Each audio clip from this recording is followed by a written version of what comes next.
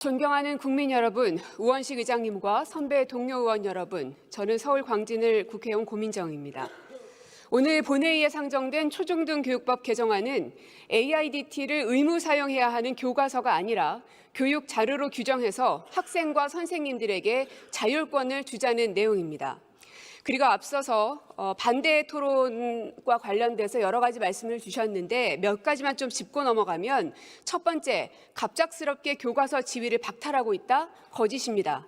원래부터 교과서는 법적으로 정의되어 있지 않고 시행령으로 규정되어 있었습니다. 그러나 윤석열 정부는 시행령 개정을 통해서 억지로 교과서 지위를 줬었던 것입니다. 두 번째, 학부모가 부담한다? 이것도 거짓입니다. 얼마 전 상임위에서 교육부가 스스로 말했습니다. 학부모의 부담은 없을 거라는 답변이었습니다. 사실 AIDT의 교육용 자료로서의 사용조차도 학부모와 교사들은 상당히 많이 반대하고 있습니다. 그럼에도 불구하고 해당 법안을 낼 수밖에 없었던 이유는 아직 가보지 않은 길이니 시도는 해보자는 의미였습니다. 교과서로 사용하는 것은 문제도 있고 준비도 안 됐으니 교육 자료로 사용해보고 평가해보자는 것입니다. 이것을 왜 거부하는 것입니까?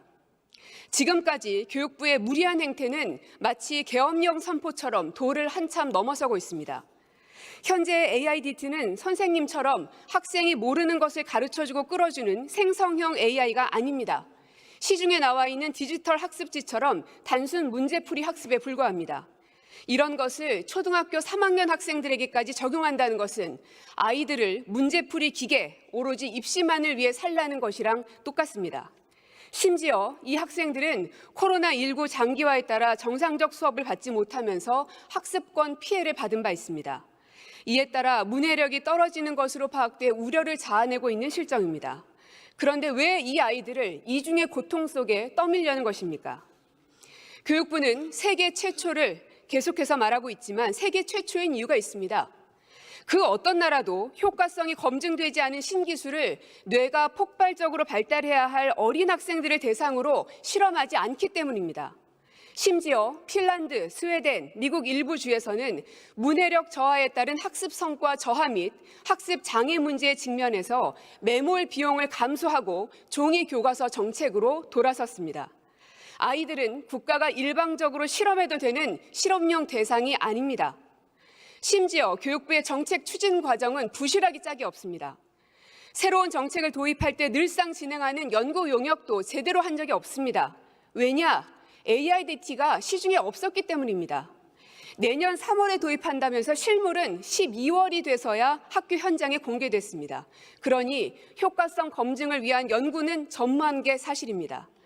AIDT를 가르쳐야 될 교사들은 준비가 돼 있습니까?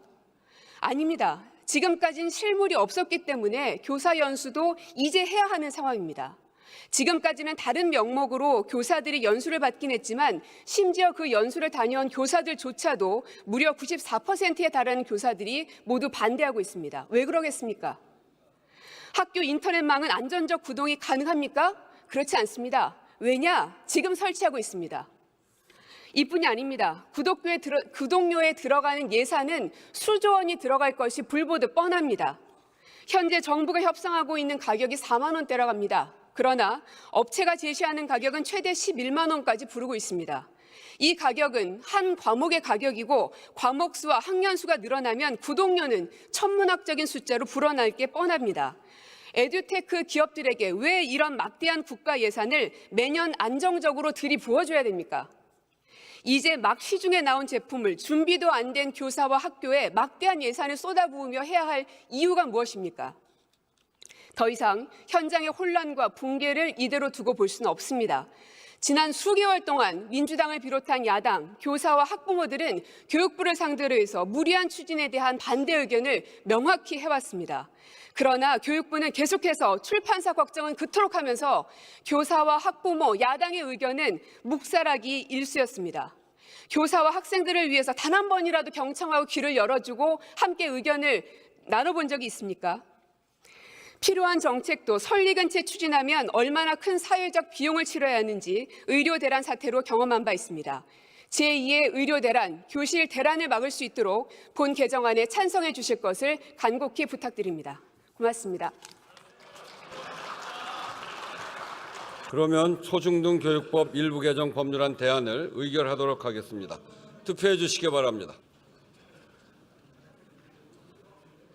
그러면 투표를 마치겠습니다. 재석 276인 중 찬성 178인, 반대 93인, 기권 5인으로서 초중등교육법 일부 개정 법률안 대안은 가결되었음을 선포합니다.